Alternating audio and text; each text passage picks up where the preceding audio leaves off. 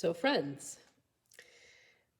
this week I wrote a slightly shorter sermon, and I'm glad that I did because I don't have quite the same vocal quality as I do without having COVID.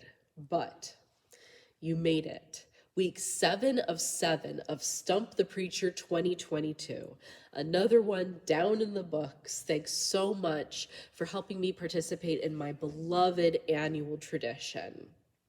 The inspiration for our very last Stump the Preacher topic comes from our neighbor just across the street, the Rabbi Matt Cutler at the Congregation Gates of Heaven.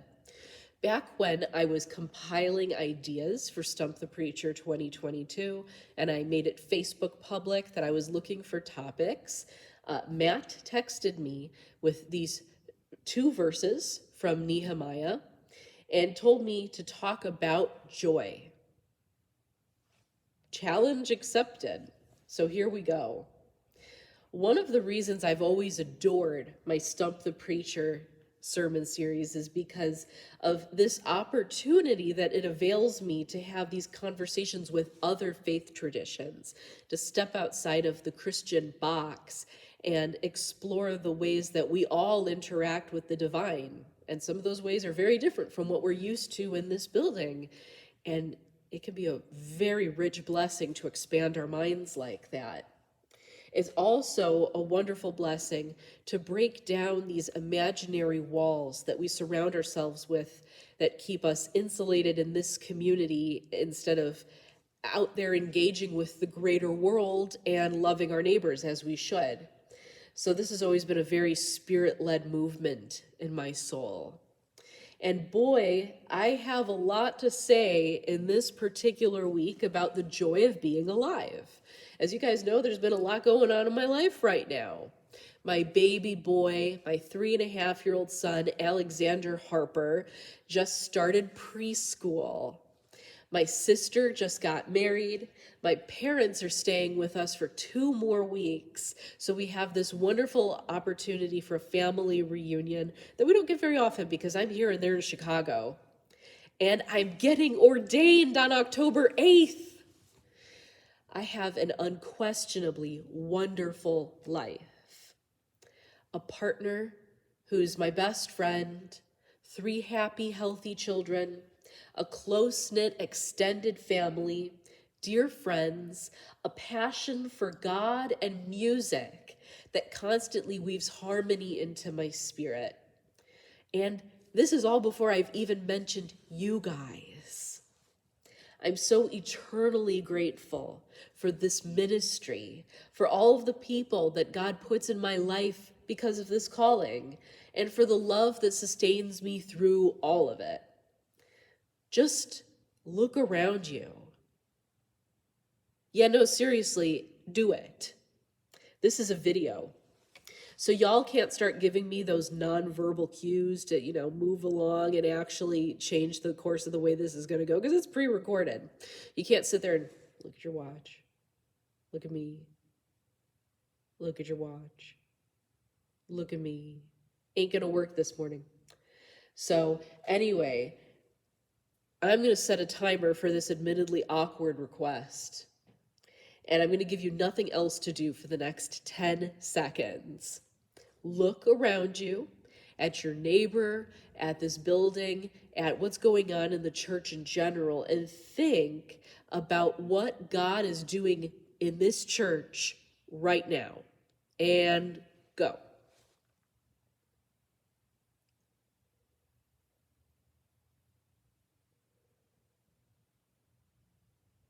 See? That wasn't so bad, was it? I adore these opportunities to have fun with you guys like this, even when I'm not here. But that brings me, unfortunately, to why I'm not here. Sigh. I can lean aggressively into a joy theme. And I'm trying to do that as a Christian woman and as a clergy person. This is the language we are all taught to speak. I can lift up the love, the support, and the prayers that y'all immediately extended to me and my family. And I will, because I am so, so fortunate to know all of you. But the truth is, it is very difficult to preach joy. And we're about to get into why. Highlighting joy requires me to lift up the bright moments, even if they are very few and far between. And even when the pressures of life are pushing me down and pressuring me to stay there. There's good moments in every hard time. There's also sorrow and hardship interwoven through every joy. Nothing is completely joyous or completely despondent. It's always a mix in this life. And that includes my own personal joys. My baby boy started preschool, and now I'm paying a monthly tuition fee for it. He's my youngest, and I have to deal with him growing up and putting on his little oversized backpack and toddling out the door. And it's a bittersweet transition because he's my baby, and the moms in here will understand. My sister got married, and it sounds like somebody at the wedding had COVID. That is what it is in 2022, to have a big event with lots of people. Oof. My parents are staying with me for 2 more weeks, but I'm not actually seeing my dad right now because he's in the hospital and he's not allowed visitors because, again, COVID. I'm getting ordained on October 8th. Nothing can dim the joy of that day, but it's a complicated road that I took to get there. And y'all know me, so a lot of y'all know how much I have carried between September of 2008, when I printed out and started filling out my very first seminary applications under the name Natalie 40, because I wasn't married then, and now going into October of 2022. A lot of the people who started that journey with me 14 years ago are absolutely not finishing that journey with me. They have taken completely different roads, and they are in way different places in this life. And some ministers that I hold in tremendously high esteem and whose gifts and graces for this world are simply immeasurable will never be able to get ordained in the United Methodist Church unless we start to change our rules about recognizing the callings of GLBTQIA ministers. I have lost colleagues here in this conference who left because they could no longer tolerate our discriminatory practices. This has been a really hard, complicated road. It takes so much more energy than most of us realize or acknowledge to maintain joy. And I need to be clear, joy is a very different thing from happiness. Happiness is a reaction. It's just a feeling, it's fleeting. And it has some value, but only very limited value. I am happy that even though it's getting a little colder outside, I didn't have to scrape frost off my windshield this morning. Yeah, that means something, but not a whole lot.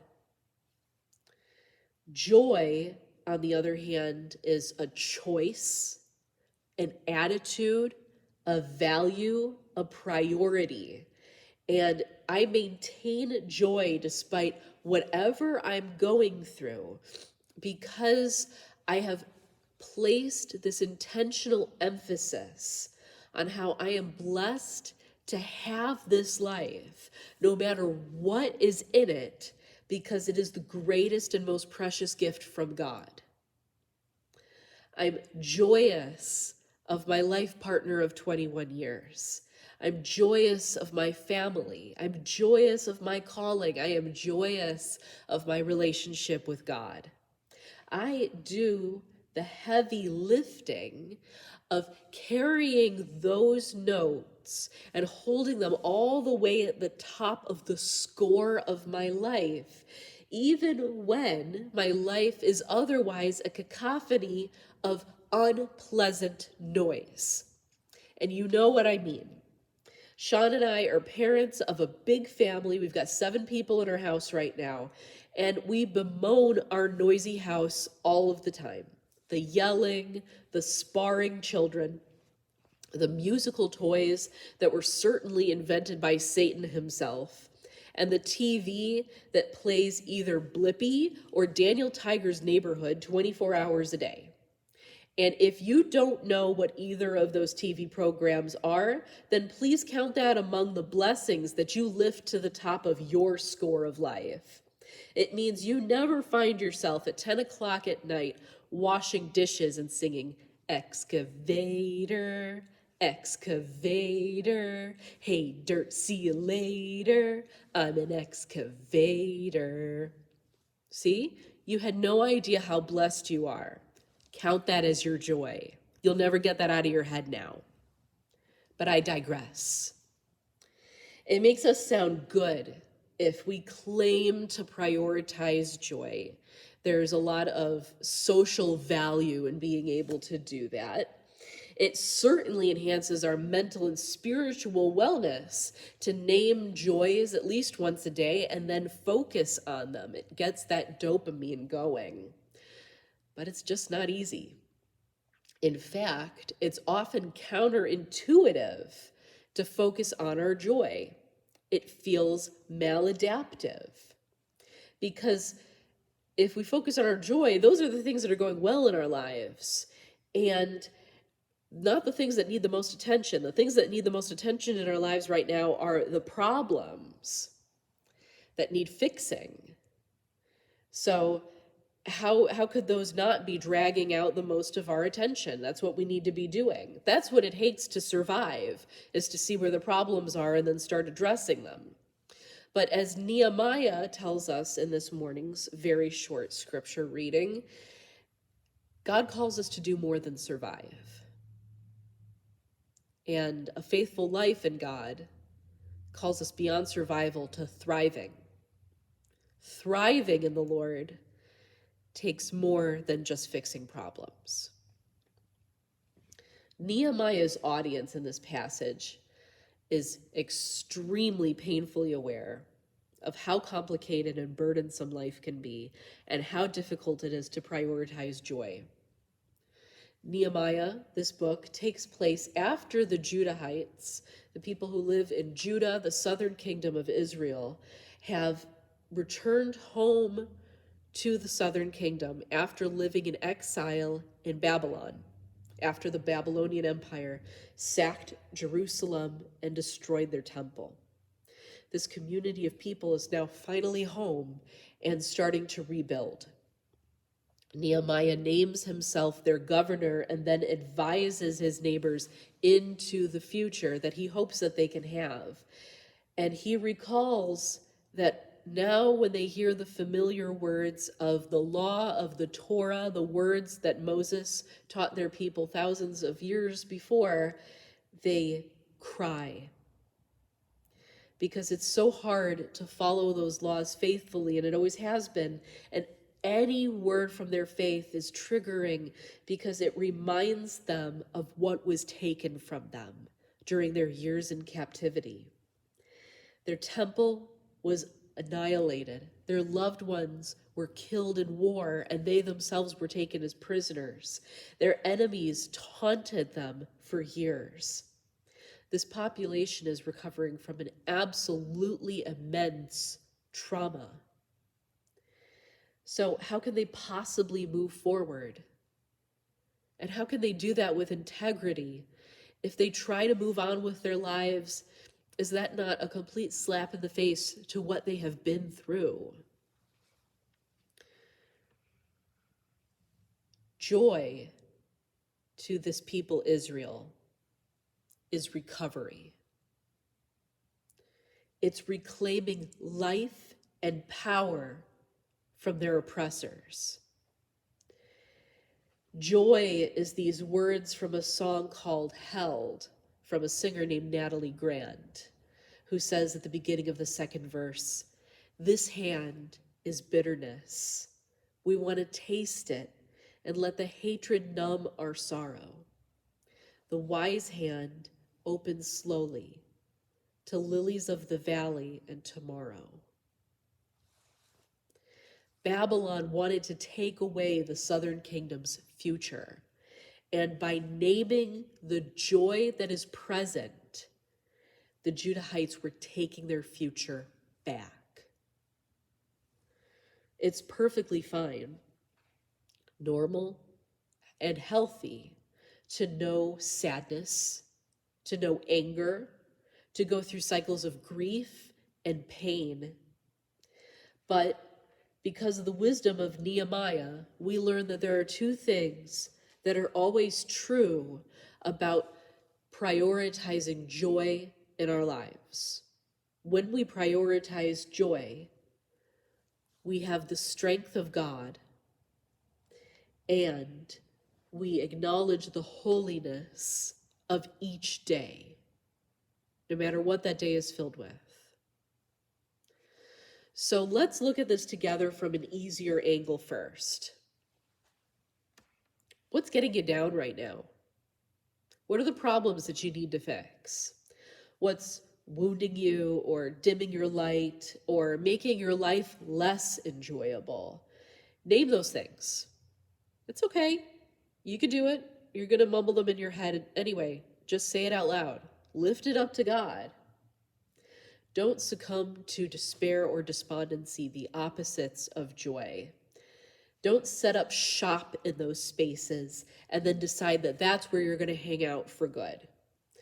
Don't belt out those low notes when you sing the song of your life. They are part of the score. Allow them to be. Allow them to be even important notes in your song, because they are.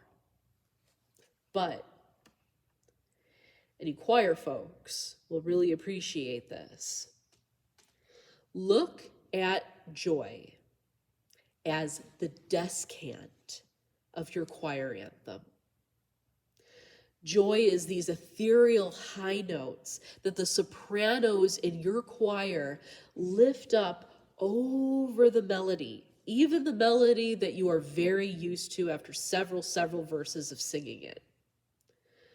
What does the descant of your life sound like? It doesn't have to sound like mine. It doesn't have to be about family or about friendships or even about this church, although those are certainly nice notes to have in your personal descant.